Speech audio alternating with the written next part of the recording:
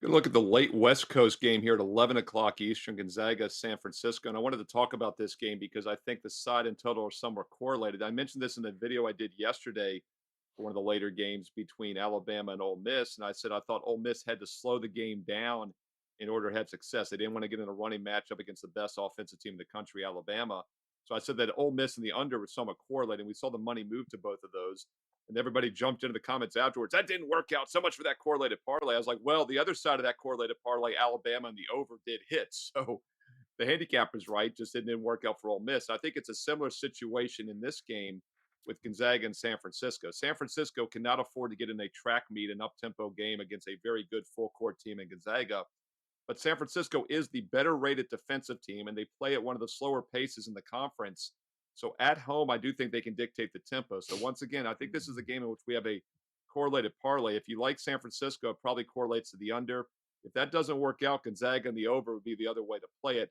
I lean more towards San Fran and the under in this game, though, for a couple reasons. First of all, as I mentioned, home teams, I think, can dictate the tempo, and San Francisco will look to slow this game down. We've seen the total be bet from 156 down to 153.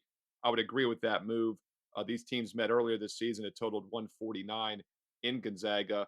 It was only a close game, by the way, in that one earlier this season. San Francisco only lost 77 to 72 as an 8-point dog. Now they're only a 4-point home dog, and we've seen this line drop a little bit from the opener of 4.5. So I think San Fran and the under makes sense in this one. If I had to choose between the two, I like the under a little bit better just because even though San Francisco kept the game close on January 25th, they've still lost 7 straight in this series, and they're just 5-55 straight up. They've lost 55 of the last 60 meetings.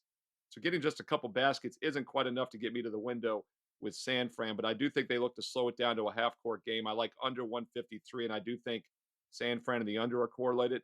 But the other side of that is if you like Gonzaga, the over is correlated. So it really depends on how you think the tempo plays out in this game. I think the home team can slow it down tonight.